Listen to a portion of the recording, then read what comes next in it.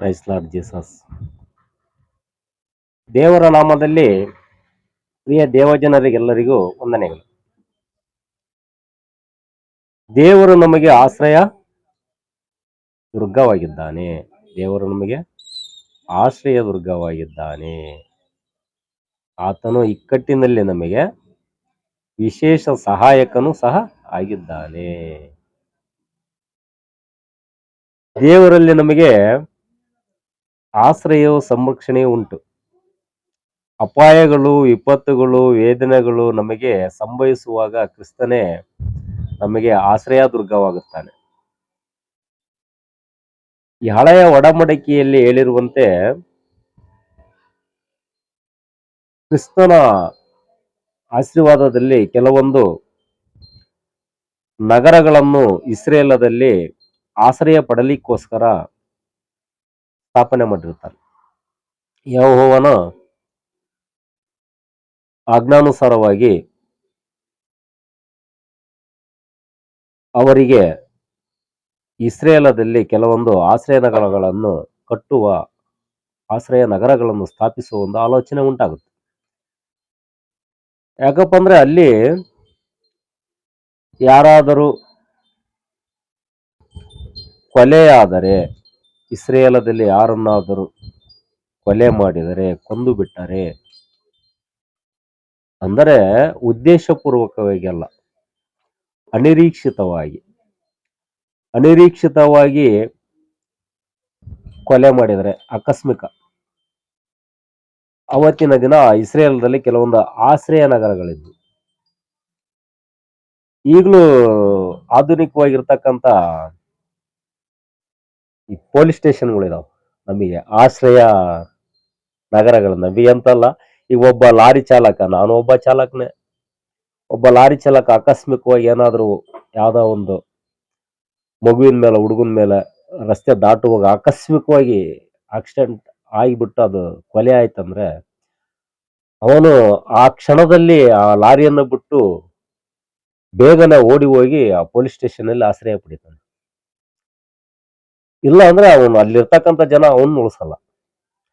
ಅದೇ ರೀತಿ ಅನಿರೀಕ್ಷಿತವಾಗಿ ಕೊಂದರೆ, ಅನಿರೀಕ್ಷಿತವಾಗಿ ಆಗ್ತಕ್ಕಂಥ ಒಂದು ತೊಂದರೆಗಳು, ಇಂಥ ಒಂದು ದೊಡ್ಡ ಅನಾಹುತವಾದರೆ ಅಂದಿನ ದಿನ ಇಸ್ರೇಲಲ್ಲಿ ಆಶ್ರಯ ನಗರಗಳನ್ನು ಸ್ಥಾಪಿಸಿದ್ರು. ಏನಾದ್ರೂ ಯಾರಾದ್ರೂ ತೊಂದರೆ ಆದ್ರೂ ಬಂದಲ್ಲಿ ಆಶ್ರಯ ಪಡೆಯಬಹುದು.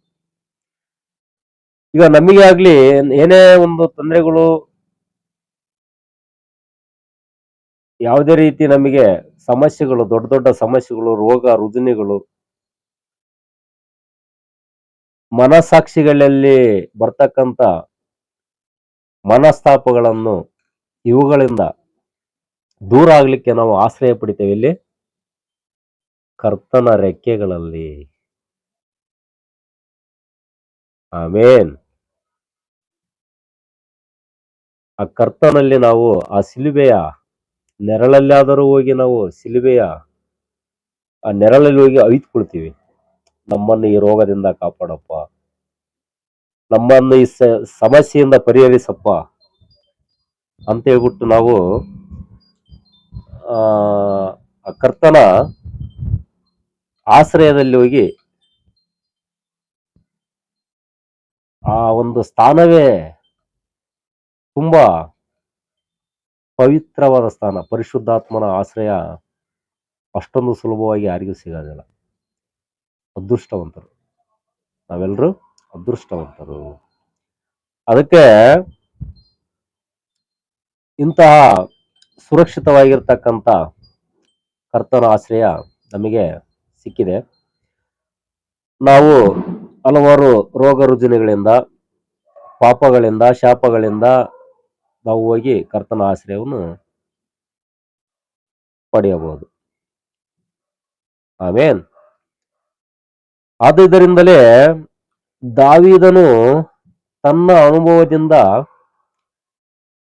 ಯೆಹೋವನು ನನ್ನ ಬಂಡೆಯು, ಯೆಹೋವನು ನನ್ನ ಕೋಟೆಯು, ನನ್ನ ವಿಮೋಚಕನು, ನನ್ನ ದೇವರು, ನನ್ನ ಆಶ್ರಯ ಗಿರಿಯು, ನನ್ನ ಗುರಾಣಿಯು, ನನ್ನ ರಕ್ಷಣೆಯು, ನನ್ನ ದುರ್ಗವೂ ಆಗಿದ್ದಾನೆ ಅಂತ ಹೇಳ್ಬಿಟ್ಟು ಹಲವಾರು ರೀತಿಯಲ್ಲಿ ಬರೀತಾನೆ.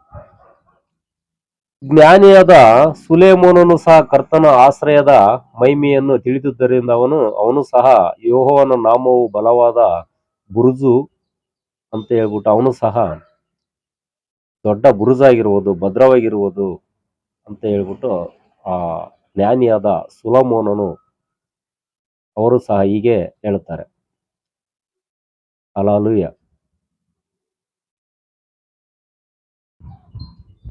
ಒಂದು ಸಾರಿ ಒಂದು ಊರಿನಲ್ಲಿ ಒಂದು ದೊಡ್ಡ ಬಿರುಗಾಳಿ ಚಂಡಮಾರುತ ಬಲವಾಗಿ ಬೀಸ್ತಾ ಇರುತ್ತೆ. ಮರಗಳು ಬುಡ ಮೇಲಾಗಿ ಧರೆಗೆ ಉರುಳುತ್ತಿದ್ದು, ಕೆಲವೊಂದು ಮರಗಳೆಲ್ಲ ಬುಡ ಮೇಲಾಗಿ ಧರೆಗೆ ಉಳಿತಿದ್ವು, ಕೆಲವೊಂದು ಬೆಟ್ಟದ ಮೇಲಿಂದ ಬರ್ತಕ್ಕಂಥ ಕಲ್ಲು ಬಂಡಿಗಳೆಲ್ಲ ಕೆಳಗಡೆ ಉರುಳ್ತಾ ಇದ್ವು. ಈಗ ಊರಲ್ಲೆಲ್ಲ ಕೇಡು ತೊಂದರೆಗಳು ಉಂಟಾಗುತ್ತಿದ್ದಾಗ ಒಬ್ಬನು ಇದನ್ನು ಕಂಡು ಮನೆಯೊಳಗೆ ಓಡಿ ಬಂದು ಅವಿತುಕೊಳ್ತಾನೆ. ಒಂದು ಮನೆಯಲ್ಲಿ ಬಂದು ಅವಿತುಕೊಂಡಾಗ ಅವನಿಗೆ ಆ ಬಿರುಗಾಳಿಯನ್ನು ನೋಡ್ಬೇಕಂತ ಆಸೆ ಆಗುತ್ತೆ. ಸ್ತೋತ್ರ. ಆ ಬಿರುಗಾಳಿ ನೋಡ್ಬೇಕಂತ ಆಸೆ ಆದಾಗ ಮನೆಯ ಬಾಗಿಲುಗಳನ್ನೆಲ್ಲ ಕದಗಳನ್ನೆಲ್ಲ ಓಪನ್ ಮಾಡಿ ನೋಡ್ತಾ ಇರ್ತಾನೆ. ಅವನಿಗೆ ಏನೋ ಒಂದು ಅನಿಸಿಕೆ, ಆ ಸೈತಾನನ ಒಂದು ದಿವ್ಯ ದೃಷ್ಟಿ, ಸೈತಾನನ ಒಂದು ಕೆಟ್ಟ ದೃಷ್ಟಿ, ದಿವ್ಯ ದೃಷ್ಟಿ, ಸ್ತೋತ್ರ, ದಿವ್ಯ ದೃಷ್ಟಿ ಅಲ್ಲ, ಸೈತಾನನ ಕೆಟ್ಟ ದೃಷ್ಟಿ ಅವನ ಮೇಲೆ ಬಿದ್ದು, ನಾನು ಆ ಗಾಳಿ ನೋಡ್ಬೇಕಂತ ಹೇಳ್ಬಿಟ್ಟು ಆ ಬಾಗಿಲುಗಳನ್ನೆಲ್ಲ ಓಪನ್ ಮಾಡಿಕೊಂಡು ನೋಡ್ತಾ ಇರ್ಬೇಕಾದ್ರೆ ನನಗೆ ಅದನ್ನ ಹೊರಗಡೆ ಹೋಗ್ಬಿಟ್ಟು ನಾನು ಅದನ್ನ ಅನುಭವಿಸ್ಬೇಕು ಅಂತ ಹೇಳ್ಬಿಟ್ಟು ಅವನಿಗೆ ಆಸೆ ಆಗುತ್ತೆ. ಅವಾಗ ಅಕ್ಕಪಕ್ಕದಲ್ಲಿರೋರೆಲ್ಲ ಬೇಡ ಹೊರಗಡಪ್ಪ ಅಂತ ಎಷ್ಟೋ ಸಲ ಹೇಳಿದ್ರೆ ಯಾರ ಮಾತು ಕೇಳ್ದಂಗ ಅವನು ಬಂದು ಆ ಗಾಳಿ ಬೀಸ್ತಕ್ಕಂತ ರೋಡ್ನಲ್ಲಿ ನಿಲ್ತಾನೆ. ಅವಾಗ ಆ ಮರದಲ್ಲಿರ್ತಕ್ಕಂಥ ಒಂದು ಕಂಬೆ ಗಾಳಿಯಿಂದ ಮುರಿದುಕೊಂಡ ಅವನ ಮೇಲೆ ಬಲವಾಗಿ ಬಿದ್ದ, ಅವನ ತಲೆಗೆ ಹೊಡೆದು ಬಿದ್ದ, ಅವನ ಅಲ್ಲೇ ಸತ್ತೋಗ್ಬಿಡ್ತಾನೆ. ನೋಡಿ, ಈ ರೀತಿ ಹಲವಾರು ಹೇಳಿದ್ರು ಕೇಳಲಿಲ್ಲ ಅಂದ್ರೂ ಈ ರೀತಿ ಆಗ್ಬಿಡುತ್ತೆ. ನಾವು ಏನೇ ಯಾವುದೇ ಒಂದು ಕೆಲಸ, ಒಂದು ಕಾರ್ಯ ಮಾಡ್ಬೇಕಂದ್ರೆ ನಾವು ಕರ್ತನ ಆಜ್ಞೆಯನ್ನು ಪಾಲನೆ ಮಾಡಬೇಕು. ನಮ್ಮ ಮನಸ್ಸಲ್ಲೇ ಹೇಳಿಸುತ್ತೆ, ಬೇಡ ನೀನು ಹೋಗ್ಬೇಡ, ಆ ಮರ ಬಿದ್ದು ಹೋಗ್ಬಿಡುತ್ತೆ, ಬೇಡ ಬೇಡ ಅಂತ ನಮ್ಮ ಮನಸ್ಸಲ್ಲೂ ಹೇಳಿಸುತ್ತೆ. ಅಕ್ಕಪಕ್ಕದವ್ರು ಇರ್ತಕ್ಕಂಥ ಬಾಯಿಂದಲೂ ಹೇಳಿಸುತ್ತೆ. ಆದ್ರೂ ನಾವು ಅವ್ರ ಮಾತು ಕೇಳಿಲ್ದಂಗೆ ಹೋದ್ರೆ ಏನು ಮಾಡಕ್ಕಾಗಲ್ಲ. ಈ ರೀತಿ ಆದಾಗ ಅದು ಪ್ರಾರಬ್ಧ, ಅವನ ಒಂದು ಪ್ರಾರಬ್ಧ. ಅದಕ್ಕೆ ನಾವು ಯೆಶಾಯನ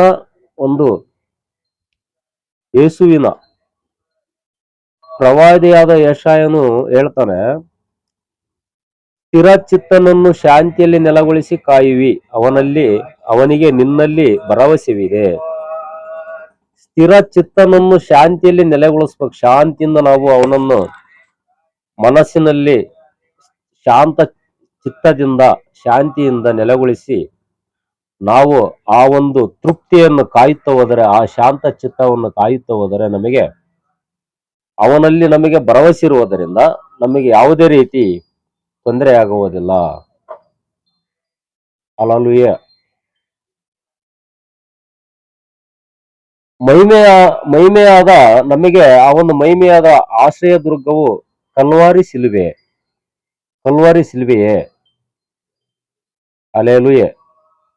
ಕ್ರಿಸ್ತನ ಗಾಯಗಳೇ ನಮಗೆ ಆಶ್ರಯ ಸ್ಥಾನ. ಆಮೇನ್. ಬಂಡೆಯ ಬಿರುಕುಗಳ ಹಾಗೆ ಆತನ ಗಾಯಗಳು ಬಿರುಕು ಬಿಟ್ಟಿವೆ. ಹಲ್ಲೆಲೂಯಾ.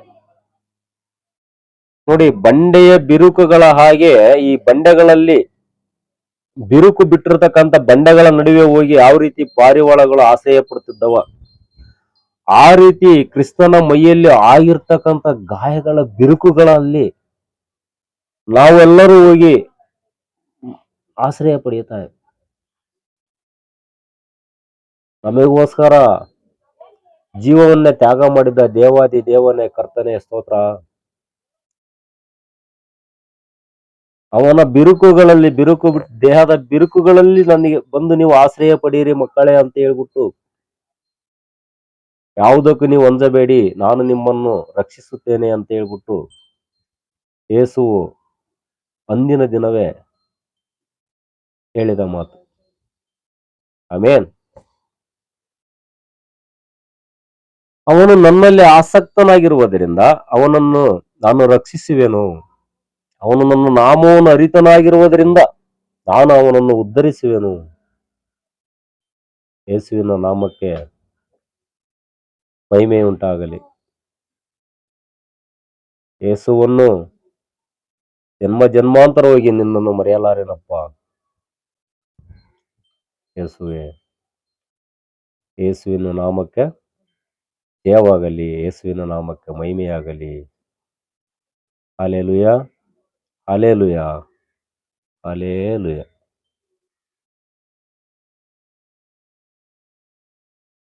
ಇದುವರೆಗೂ ವೀಕ್ಷಿಸಿದ ನಿಮ್ಮೆಲ್ಲರಿಗೂ ಇನ್ನೊಮ್ಮೆ ಕರ್ತನ ಸುಮಧುರ ನಾಮದಲ್ಲಿ ವಂದನೆಗಳು.